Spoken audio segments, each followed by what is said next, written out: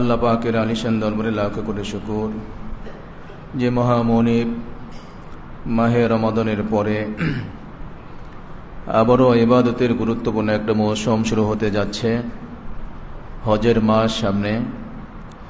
এই মুহূর্ত পর্যন্ত আমাদেরকে সুস্থ সবল রেখে আজকের শ্রেষ্ঠ ইবাদত জুমার নামাজ আদায়ের লক্ষ্যে যথাসময়ে মসজিদে হাজির হওয়ার তৌফিক দিয়েছেন সেই মহা মুনিবের দরবারে কালিমাতুল শুকুর সকলেই পড়ি আলহামদুলিল্লাহ।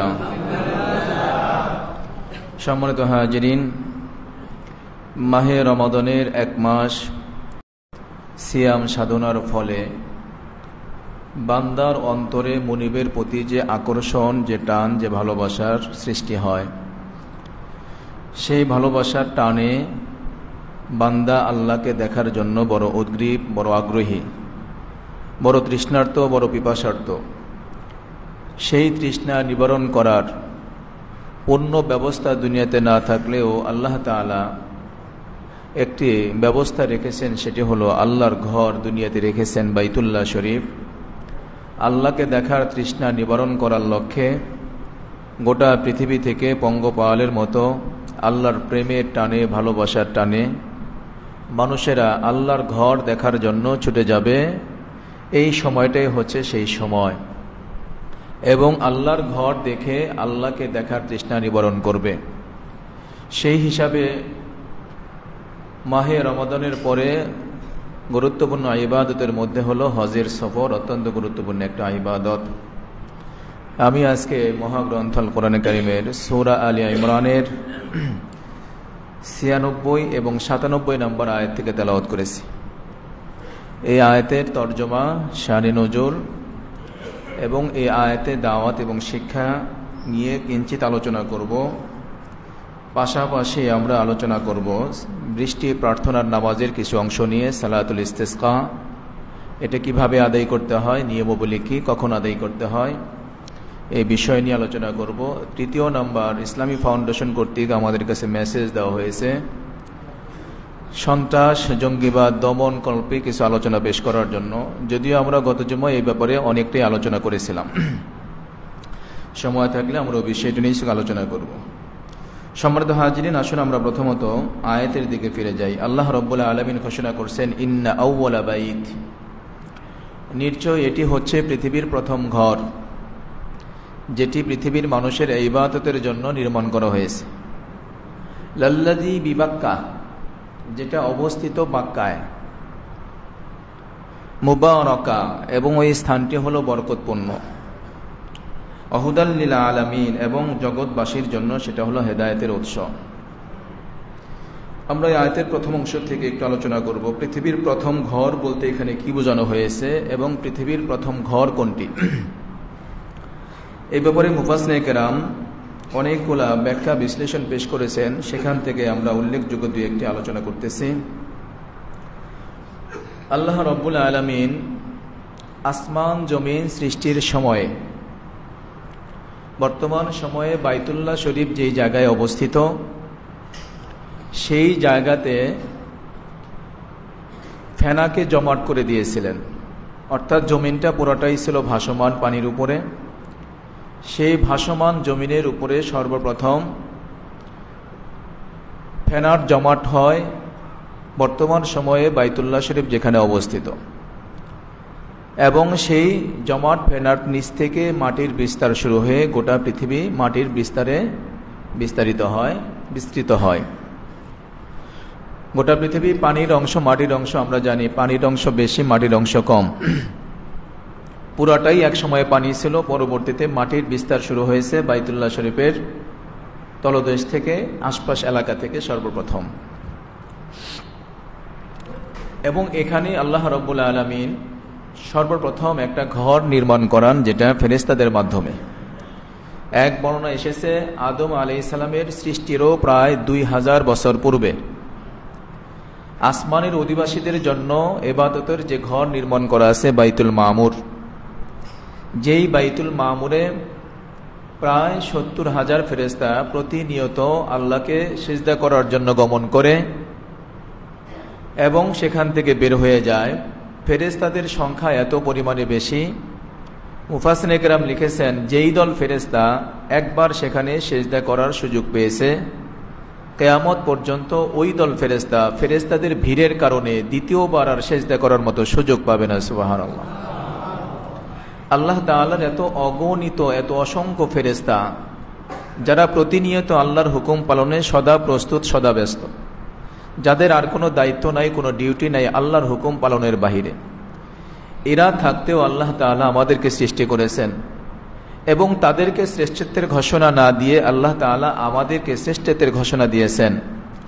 সুতরাং আল্লাহ রাব্বুল আলামিন আমাদেরকে যতটা দামি করে প্রকাশ করেছেন, সেই দাম এবং সেই মূল্য মর্যাদা ধরে রাখার কিছুটা দায়িত্ব আমাদের কাঁধে আছে।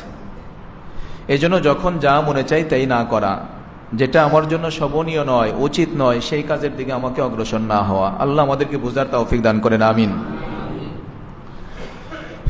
তো বাইতুল মামুর সেটা হলো আসমানের ফেরেশতাদের ইবাদতের জন্য একটা ঘর। অন্য বর্ণনার মধ্যে পাওয়া যায় সেখানে 60,000 গম্বুজ রয়েছে। একটা গম্বুজ থেকে আরেকটা গম্বুজের দূরত্ব হলো গোটা পৃথিবীতে যেই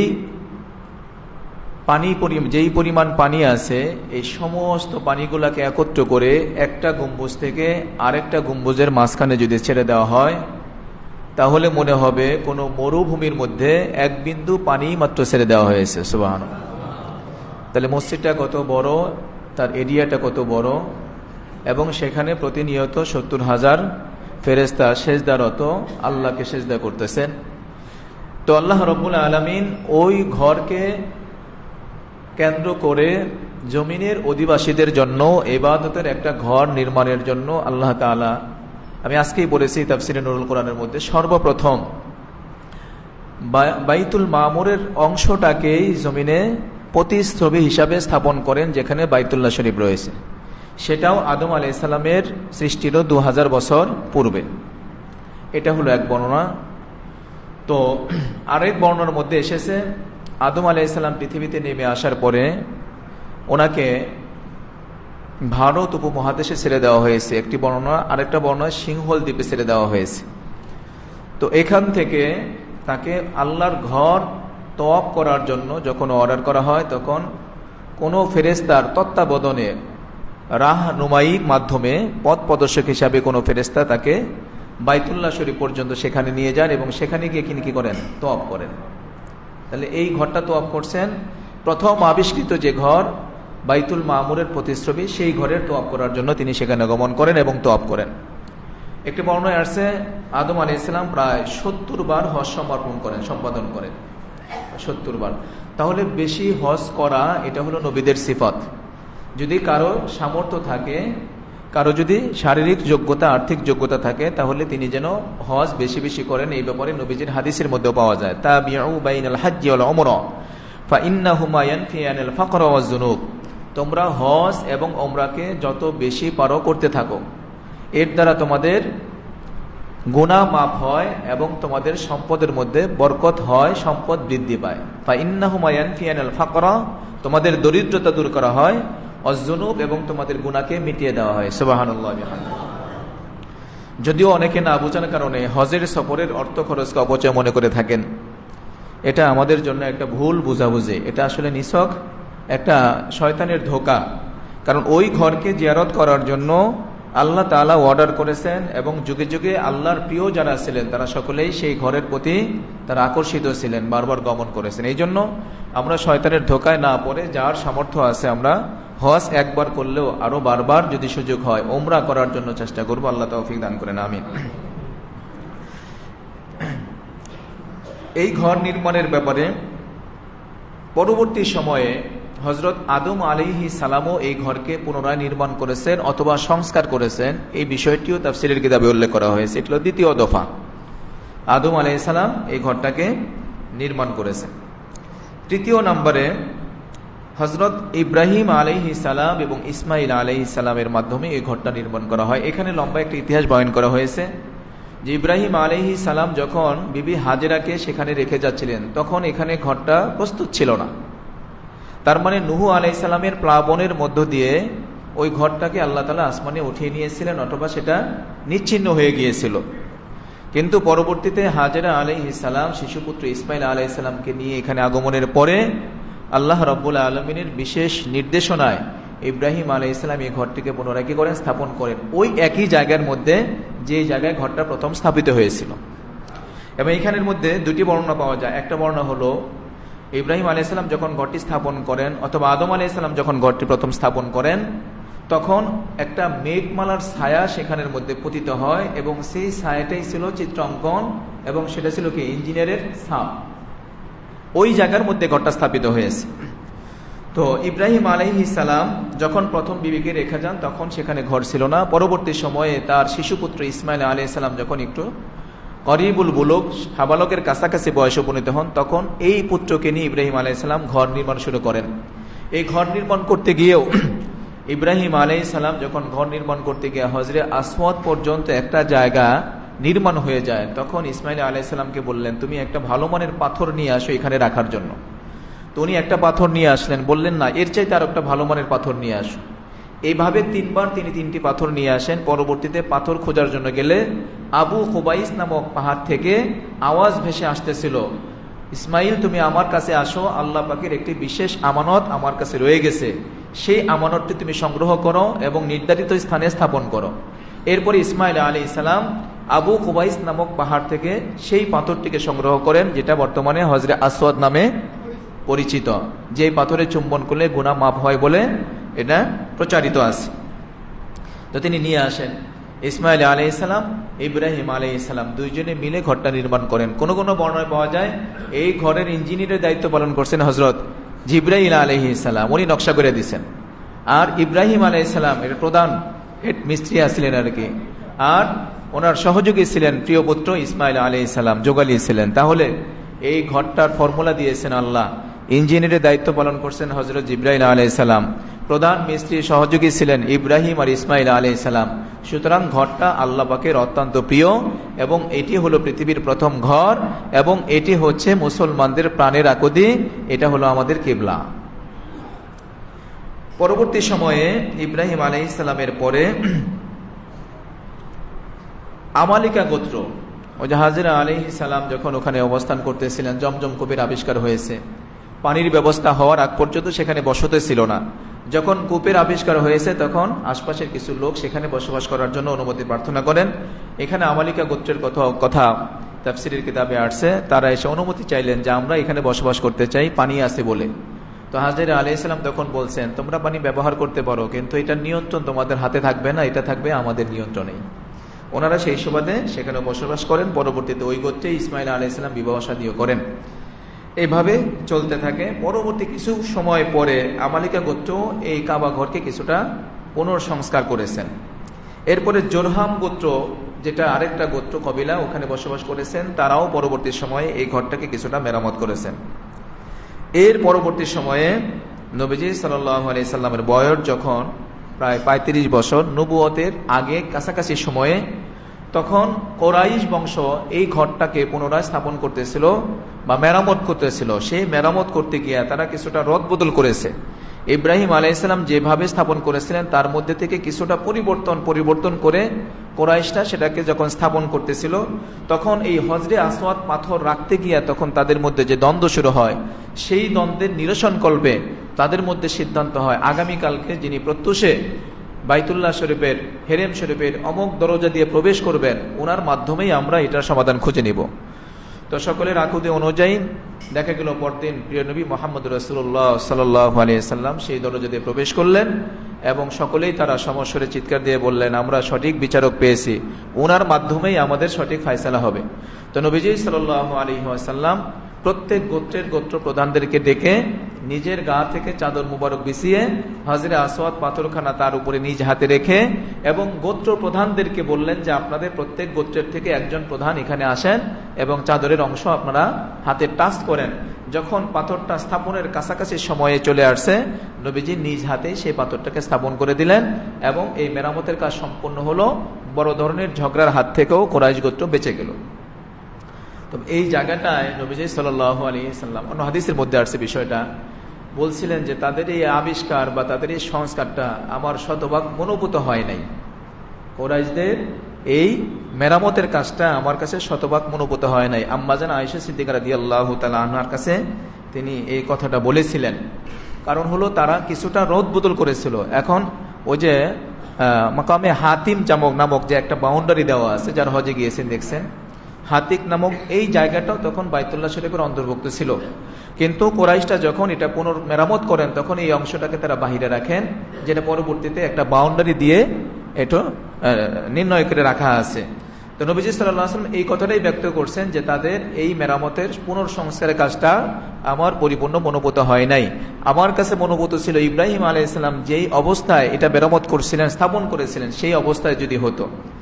এর কিছুদিন পরেই নবীজি সাল্লাল্লাহু আলাইহি ওয়াসাল্লাম পৃথিবী ত্যাগ করেন। পরবর্তী সময়ে 64 হিজরিতে আব্দুল্লাহ ইবনে জুবাইর রাদিয়াল্লাহু তাআলা আনহু, যিনি আসমা রাদিয়াল্লাহু তাআলা আনহার পুত্র, আবু বকর সিদ্দিক রাদিয়াল্লাহু তাআলা আনহুর মেয়ের ঘরের নাতি, উনি এই ঘরটাকে পুনরায় সংস্কার করেন। এবং সেই সংস্কার করতে গিয়ে উনি নবীজির হাদিসটাকে শুনেছিলেন আম্মাজান আয়েশার কাছ থেকে, কারণ তিনি তো তার খালার কাছ থেকে এই হাদিস শোনার পরে নবীজির মনের আশা ছিল যে কুরাইশদের এই স্থাপনাটা আমার কাছে মনোভূত হয় নাই, ইব্রাহিম আলাইহিস সালাম যেভাবে স্থাপন করেছিলেন সেটা আমার কাছে মনোভূত ছিল। সেই হিসাবে আব্দুল্লাহ ইবনে জুবাইর রাদিয়াল্লাহু তাআলা আনহু তিনি সেটাকে যখন মেরামত করেন, সেটা ইব্রাহিম আলাইহিস সালামের সেই অবকাঠামো অনুযায়ী তিনি পুনর্সংস্কার করলেন এবং স্থাপন করলেন। এইভাবে চলল কিছুদিন।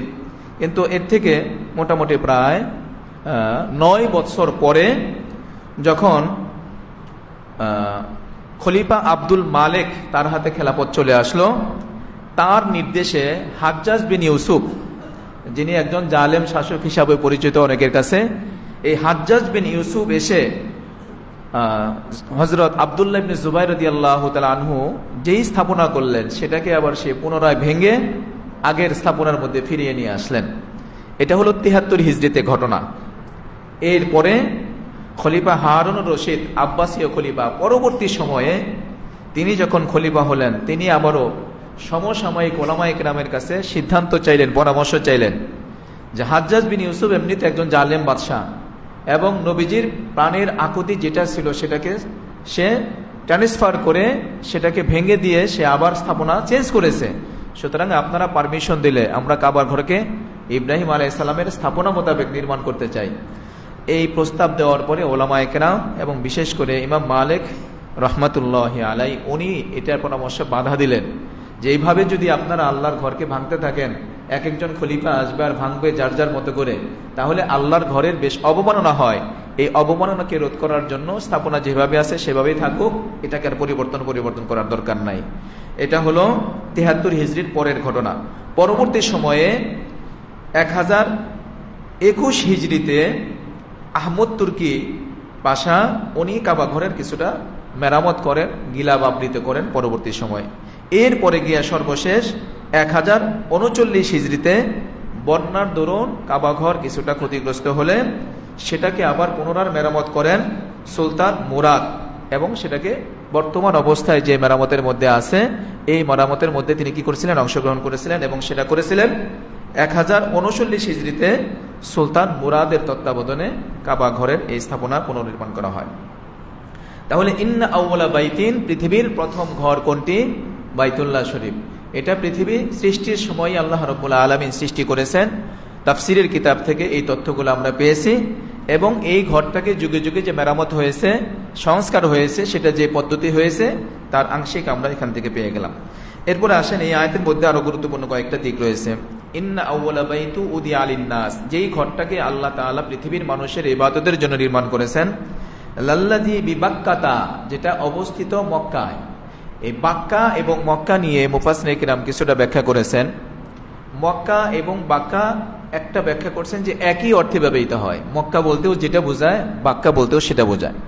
কেউ কেউ বলছেন মক্কারই পূর্ব নাম ছিল বাক্কা।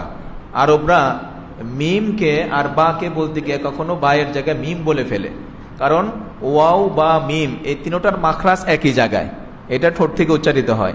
ওনারা মিম বলতে গিয়ে বা বলতে গিয়ে মিম বলতেন, এই জন্য মক্কাকে তারা বাক্কা বলতেন। তাহলে একই জিনিস। এই হলো একটা ব্যাখ্যা। আরেকটা হলো কাবা ঘরটা ঠিক যেই জায়গায় অবস্থিত ওই অংশটাকে বলা হয় বাক্কা, এটা একটা ব্যাখ্যা আসছে। আরেকটা ব্যাখ্যার মধ্যে আসছে বাক্কা বলা হয় এমন জায়গাকে যে নিজেকে নিজে রক্ষণাবেক্ষণ করতে সক্ষম, নিজেকে রক্ষা করতে সক্ষম। এই কাবা ঘরকে ভাঙতে এসে পরপর একাধিক ব্যক্তিরা তারা লাঞ্ছিত হয়েছে, অপমানিত হয়েছে, তারা অপসারিত হয়েছে। এদের মধ্যে তাফসীরের কিতাবের মধ্যে উল্লেখযোগ্য দুজনের নাম আসছে। এদের মধ্যে একজন ছিল বাদশাহ আব্রাহা, আরেকজন বাদশাহ ছিলেন বাদশাহ তুব্বে আউয়াল হিমিয়ারি। এরা এই কাবা ঘরকে নিয়ে কিছুটা তুচ্ছ তাচ্ছিল্য করেছিল এবং ভাঙ্গার এরাদা করেছিল। একজন তো শুধুমাত্র ভাঙ্গার এরাদা করছিল মক্কায় থেকে, এর কারণে তার শরীরের মধ্যে রোগ ব্যাধি শুরু হয়ে গেছিল, রক্তক্ষরণ শুরু হয়ে গেছিল, পচা দুর্গন্ধ শুরু হয়েছিল। পরবর্তীতে তওবা করার মাধ্যমে বাদশাহ তুব্বে আউয়াল হিমিয়ারি নাজাত পায় এবং কাবা ঘরকে সে দামি কাপড় দ্বারা আবৃত করে এবং কাবার অধিবাসীদেরকেও সে সম্মানিত করে। এরও পরবর্তী সময়ে বাদশাহ আব্রাহা যখন এই ঘরকে ভাঙার জন্য আসছিল, তখনও এই ঘরের মালিক ঘরকে রক্ষণা করছেন ছোট্ট ছোট্ট পাখির আক্রমণের মাধ্যমে। আলাম তারা কাইফা ফাআলা রাব্বুকা বিআসহাবিল ফিল, এখানে আসহাবিল ফিল হস্তি বাহিনীকে ধ্বংস করা হয়েছে ওই ছোট্ট ছোট্ট আবাবিল নামক পাখির মাধ্যমে, অথবা ঝাঁকে ঝাঁকে পাখির মাধ্যমে। তাহলে মক্কা আর বাক্কার একটা ব্যাখ্যা আমরা পেলাম। লাল্লাযী বিবাক্কাতা মুবারাকা, এখানে বলা হয়েছে এই জায়গাটা বরকতপূর্ণ। এই জায়গাটা কি বরকতপূর্ণ। কেমন বরকতপূর্ণ? তাফসীরের কিতাব থেকে উল্লেখ করা হচ্ছে, নবীজি সাল্লাল্লাহু আলাইহি সাল্লাম থেকে বর্ণিত যে কেউ যদি নিজের ঘরে নামাজ আদায় করে তাহলে এক নামাজেরই সওয়াব পাওয়া যায়। কেউ যদি মহল্লার মসজিদে এসে জামাতের সাথে নামাজ আদায় করে তাহলে এক নামাজের দ্বারা 25 নামাজের সমান সওয়াব পাওয়া যায়। সুবহানাল্লাহ। কেউ যদি জামে মসজিদ, যেখানে বড় জামাত অনুষ্ঠিত হয়, সেখানে নামাজ আদায় করে তাহলে এক নামাজে 500 রাকাত নামাজের সমান সওয়াব পাওয়া যায়। এরপরে কেউ যদি মসজিদে আকসা, জেরুজালেমে যে মসজিদ নিয়ে ইহুদিরা এখন ষড়যন্ত্র করতেছে, এই মসজিদে আকসায় যদি কেউ নামাজ আদায় করে তাহলে এক নামাজে 1000 রাকাত নামাজের সমান সওয়াব দান করা হয়। এরপরে নবীজি বলছেন কেউ যদি আমার মসজিদের নববীতে এসে নামাজ আদায় করে তাহলে এক রাকাতে 50,000 রাকাত নামাজের সমান সওয়াব দান করা হয়। আর কেউ যদি বাইতুল্লাহ শরীফ হেরেমে গিয়ে নামাজ আদায় করে তাহলে এক রাকাত নামাজ আদায় করলে 1 লক্ষ রাকাত নামাজের সমান সওয়াব দান করা হয়। সুবহানাল্লাহ। তাহলে জাকাতের বরকতময় এই হাদিস থেকে কিছুটা প্রমাণিত। আসেন আরেকটা হাদিসের দিকে যাই। অন্য হাদিসের মধ্যে আসছে প্রতিদিন মক্কার কাবা ঘরের উপরে 120টি রহমত নাজিল করা হয়। প্রতিদিন 120টা রহমত নাজিল করা হয়। এটা হলো ওই ঘরের আলাদা বৈশিষ্ট্য, ওই জায়গার বৈশিষ্ট্য। এছাড়াও অন্য বর্ণনার মধ্যে আসছে এই ঘরটাকে প্রতিদিন 70,000 ফেরেশতা তওয়াফ করার জন্য অংশগ্রহণ করে। সুবহানাল্লাহ। এই জন্য পৃথিবীর কাবা ঘর যেটা, এটা কখনোই ইবাদত শূন্য থাকে না, কি হোক রাতে কি হোক দিনে, এটা সব সময় তওয়াফরত থাকে এবং ইবাদতের মাধ্যমে পরিপূর্ণ থাকে। এটা হলো বরকতের আরেক অংশ। বরকতের আরেকটা জলজান্ত অংশ হচ্ছে, আপনারা জানেন মক্কায় আবাদ বসতি তেমন নাই, কিন্তু সেখানে খাবারের কোনো ক্রাইসিস নাই, কোনো অভাব নাই। মক্কায় খাবারের তেমন কোনো ক্রাইসিস নাই, কোনো অভাব নাই। এখানে মুফাসসিরিনে কিরাম একটা ব্যাখ্যা উল্লেখ করছেন, ইব্রাহিম আলাইহিস সালাম এই ঘর নির্মাণ করার সময় আল্লাহ তাআলার কাছে বেশ কয়েকটা দোয়া করছিলেন। এর মধ্য থেকে একটা দোয়া এরকম ছিল যে আল্লাহ এই ঘরকে যারা আবাদ করবে তাদেরকে তুমি পরিপূর্ণ খাবারের ব্যবস্থাও করে দিও, তাদেরকে নিরাপত্তার ব্যবস্থা করে দিও। যতগুলো দোয়া ইব্রাহিম আলাইহিস সালাম করছিলেন আল্লাহ তাআলা সবগুলা দোয়া কবুল করেছিলেন এবং এই জায়গাটাকে বরকতপূর্ণ করেছেন। তার একটা পদ্ধতি হিসাবে তাফসীরের কিতাবে উল্লেখ করা হয়েছে যে জিব্রাইল আলাইহিস সালামের মাধ্যমে আল্লাহ তাআলা এই যে ফিলিস্তিন নামক যে এলাকা, এই এলাকার কথা আসছে এবং জর্ডান এলাকা, এই এলাকার কথা আসছে। আপনারা জানেন এই দুটি এলাকায় ফসল উৎপাদন হয় খুব বেশি এবং ফল ফলাদির পরিমাণ এখানে খুব বেশি এবং উন্নত। এই জায়গাগুলো খুব দামি জায়গা। তো আগেকার সময়ে অনেক মানুষ ব্যবসা বাণিজ্যের জন্য এই দুই এলাকাতেই আসছেন। এই যে ফিলিস্তিন নামক এলাকাতে অনেক নবীদের পদচারণা হয়েছে, তাদের জন্ম, তাদের সেখানে শৈশব কৈশোর এবং সেখানে হিজরত করে আসা থেকে শুরু করে অনেক বিষয় সম্পৃক্ত আছে এই ফিলিস্তিনের সাথে। তো জিব্রাইল আলাইহিস সালাম এই ফিলিস্তিন নামক এলাকা অথবা জর্ডান নামক এলাকার মধ্য থেকে মাটির বেশ কিছু একটা অংশ, উর্বর মাটি, সেটাকে তিনি হাতে স্থাপন করে বাইতুল্লাহ শরীফের চারপাশে 7 বার তওয়াফ করে সেই মাটিটাকে তিনি স্থাপন করেছেন তায়েফের ভূমিতে। কোথায়? তায়েফ আলাদা একটা জায়গা, কিন্তু যারা হজে গিয়েছেন মক্কা থেকেও সেটা আলাদা একটা জায়গা এবং এটা উঁচু। ওখানে একটা গিরিপথের মতো ঘুরে ঘুরে ঘুরে কি হয়, সেখানে উঠতে হয়। তো ওই তায়েফ নামক এলাকায় সে উর্বর মাটিকে আল্লাহ স্থাপন করেছেন। এই জন্য মক্কাবাসীদের প্রয়োজন মোতাবেক খাবারের যত ব্যবস্থাপনা তার অনেকটাই সেখান থেকে কি হয়, বিতরণ হয়ে আসে।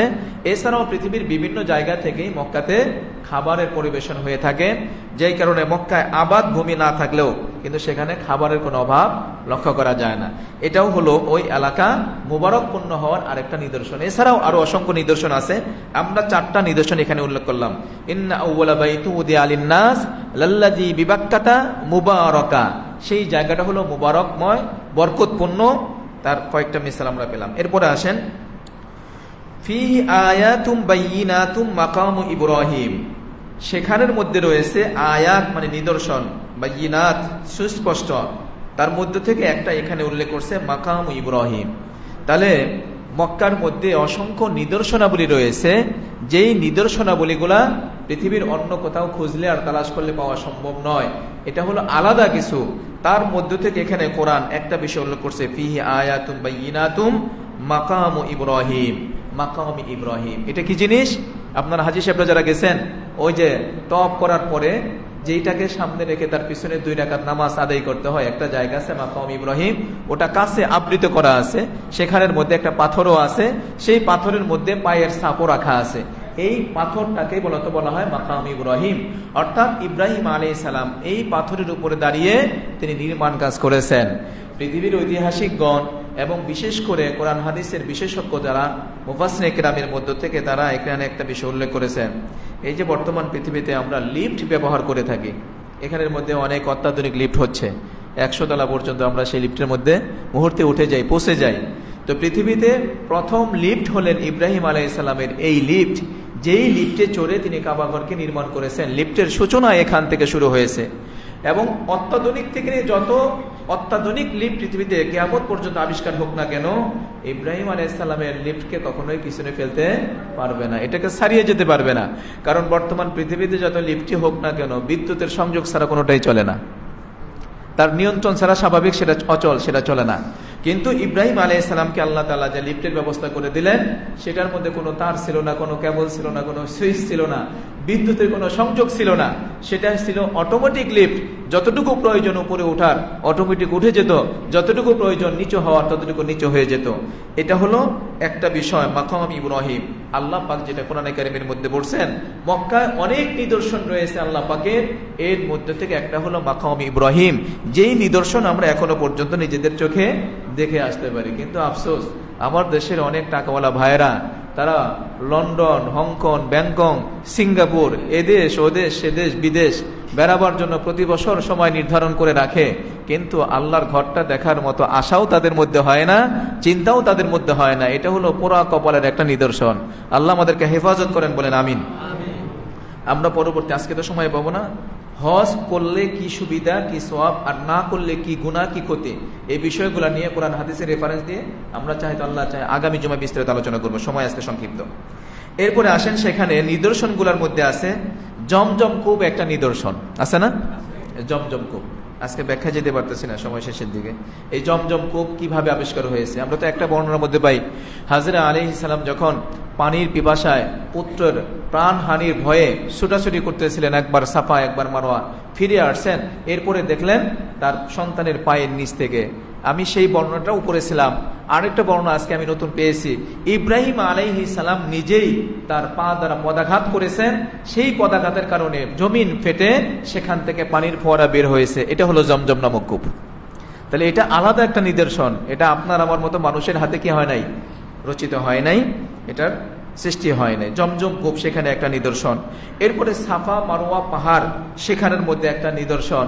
এরপরে হেরা গুহা আছে সেখানের মধ্যে নিদর্শন। হিজরতের রাতে নবীজি যে গুহায় অবস্থান করলেন সেটা নিদর্শন।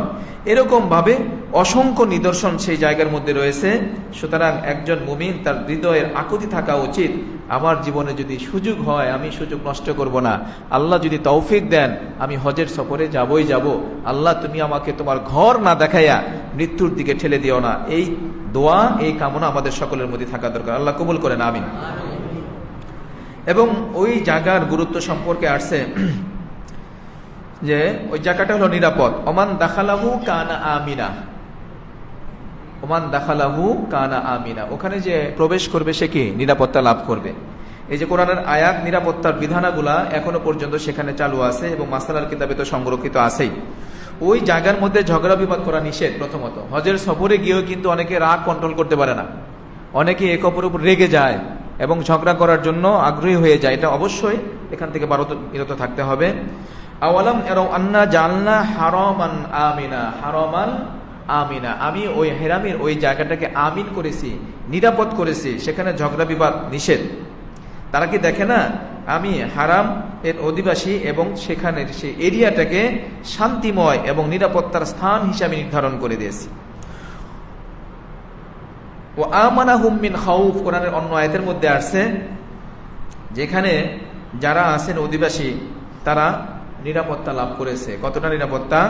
যে ওই জায়গার মধ্যে যুদ্ধ বিগ্রহ করা নিষেধ, ওইখানের মধ্যে যে কোনো ধরনের প্রাণী বধ করা নিষেধ, এবং ওখানের মধ্যে কোনো পশু পাখিকে শিকার করাও নিষেধ, এবং কোনো গাছের পাতাও নিজের ইচ্ছায় সেখান থেকে কাটা নিষেধ। আপনারা দেখছেন ওখানে কবুতর অনেক আছে না, কিন্তু কেউ ধরেও না, কেউ খায়ও না, নিষেধ আছে।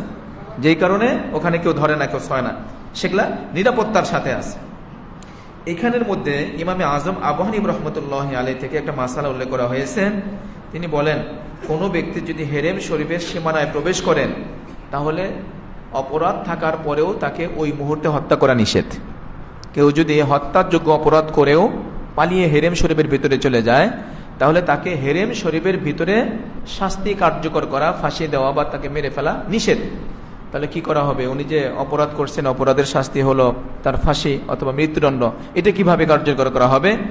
তো ইমাম আজম আবু হানিফা রাহমাতুল্লাহ বলছেন যে এটা কার্যকর করা হবে, তার খানাপিনা বন্ধ করে দিতে হবে, তার সাথে লেনদেন বন্ধ করতে হবে, যোগাযোগ বন্ধ করতে হবে।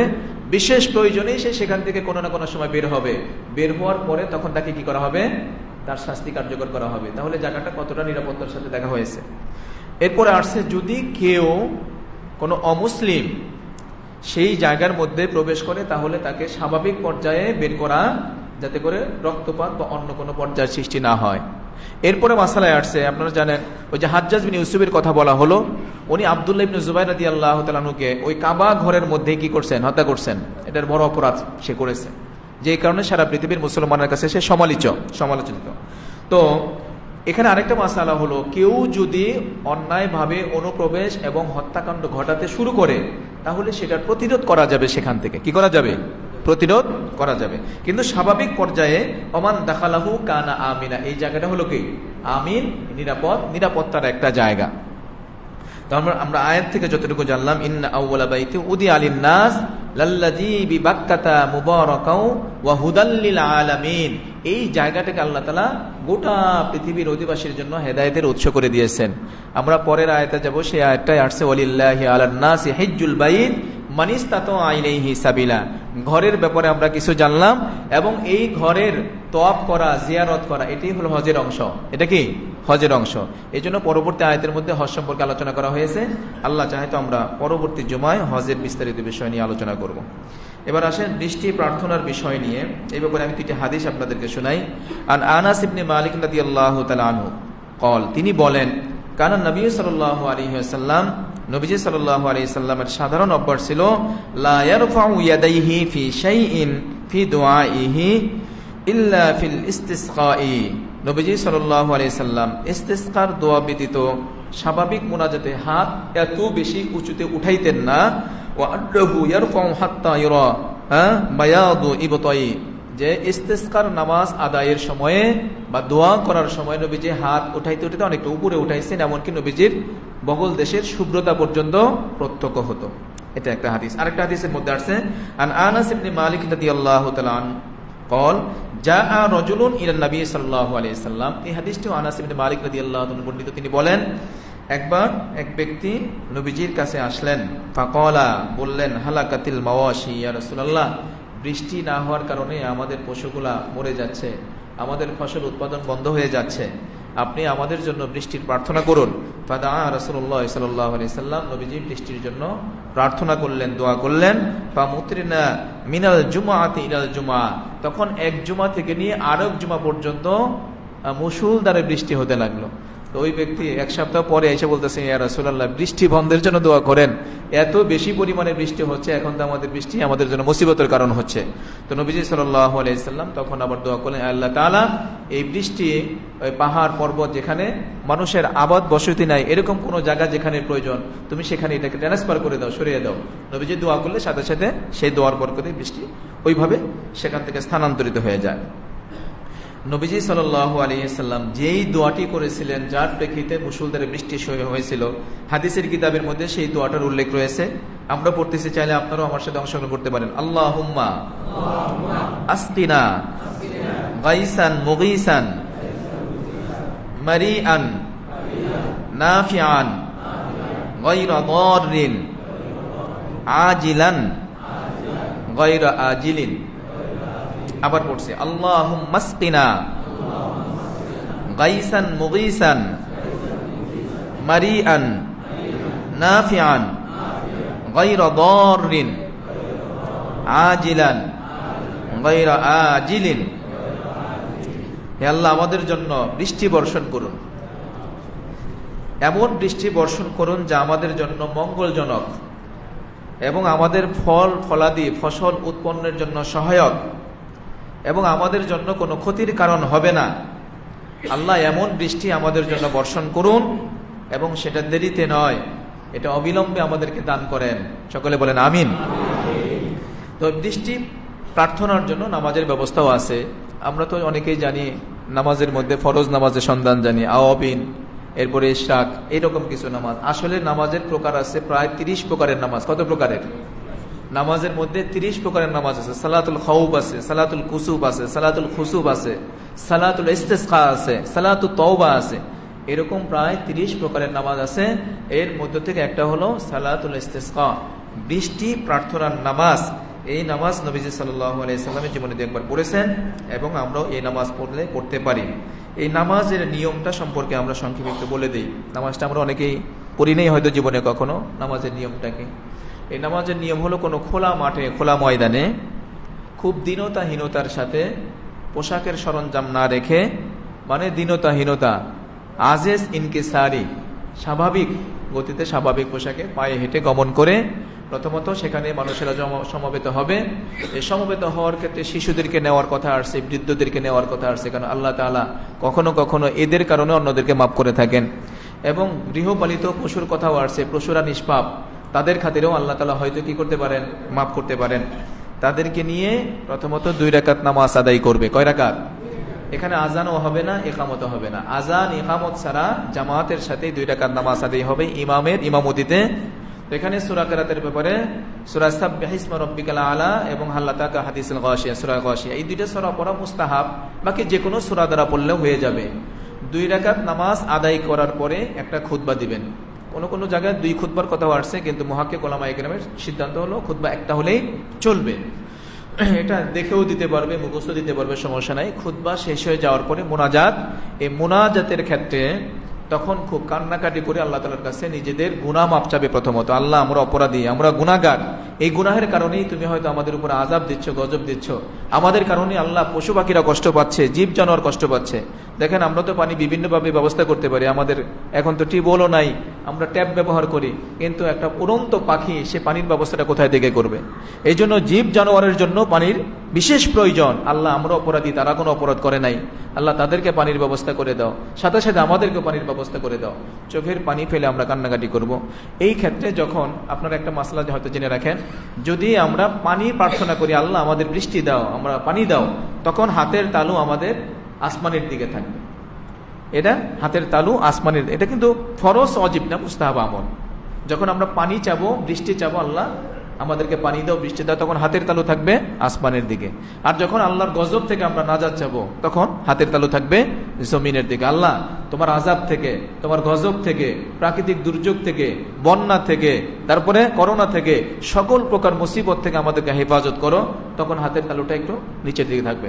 মোনাজাতের ক্ষেত্রে এখানে এই একটু পার্থক্য। আরেকটা পার্থক্য হলো, অন্য সময় স্বাভাবিক মোনাজাত করার ক্ষেত্রে বুকের সাথে, সিনার সাথে হাত রাখা হয়, এটা একটু দূরে রাখার কথা আসছে, হাতটাকে একটু বাড়ায় দেওয়ার ব্যাপারে ইস্তেসকার নামাজের ক্ষেত্রে। এবং বৃষ্টি চাওয়ার ক্ষেত্রে হাতের তালু আসমানের দিকে, এবং আমরা যখন আল্লাহর গজব থেকে পানা চাবো, তখন জমিনের দিকে হাত এইভাবে রাখার কথা আসছে। এইভাবে মোনাজাত করবে। এই আমলটা পরপর 3 দিন করা উত্তম। কয়দিন? 3 দিন, পরপর 3 দিন করা। এই সময়ের মধ্যে রোজা রাখা ভালো। কি রাখা? রোজা রাখা ভালো। রোজা একটা প্রিয় ইবাদত আল্লাহ তাআলার কাছে, এই জন্য রোজা রেখেও আমরা এই ইবাদতটা করতে পারি। এভাবে আমরা ইস্তেসকার নামাজের আয়োজন করতে পারি। তো আজকে আমাদের ঘাটান দিয়ে ওখানে একটা নিরাপদ জায়গা আছে, বাকি মাস্টারের স্যারের যে মসজিদ আছে, সেলিম ভাইদের মসজিদ, ওখানের মধ্যে তারা আয়োজন করছে। আমিও সেখানে উপস্থিত থাকবো। আপনারাও যদি চান, জুমার নামাজের পরে আমরা এই নামাজটা আদায় করবো। কেউ চাইলে সেখানে অংশগ্রহণ করতে পারেন ইনশাআল্লাহ। আর পরবর্তী বিষয় যেটা ইসলামী ফাউন্ডেশন থেকে আমাদেরকে বলা হয়েছে, সন্ত্রাস, নাশকতা, জঙ্গিবাদ সম্পর্কে আলোচনা করার জন্য। আসলে সন্ত্রাস মুসলমান করে না। সন্ত্রাস যারা করে তারা আসলেই সন্ত্রাসী, তাদের কাজই হলো সন্ত্রাসী করা। একজন নামাজি, একজন ধার্মিক ব্যক্তি কখনো সন্ত্রাসের কবলে পড়তে পারে না, সন্ত্রাসের দিকে অগ্রসর হতে পারে না। আমরা চাই আমাদের এই বাংলাদেশ সন্ত্রাস মুক্ত হোক। আমরা চাই এই বাংলাদেশ, সোনার বাংলাদেশ, সেটা সকল প্রকার অপরাধ মুক্ত হোক, সকল প্রকার দুর্নীতি মুক্ত হোক, এটা আমরা চাই। এবং সন্ত্রাস এবং নাশকতাকে আমরা নিন্দা জানাই, আমরা ঘৃণা জানাই। পাশাপাশি যার যার অধিকার যেটা, সেই অধিকার সোচ্চার ব্যাপারের জন্য আমরা সকলে সতর্ক হই। আল্লাহ তাওফিক দান করেন, আমিন। ওয়া আখির দাওয়ানা আলহামদুলিল্লাহি রাব্বিল আলামিন। যাদের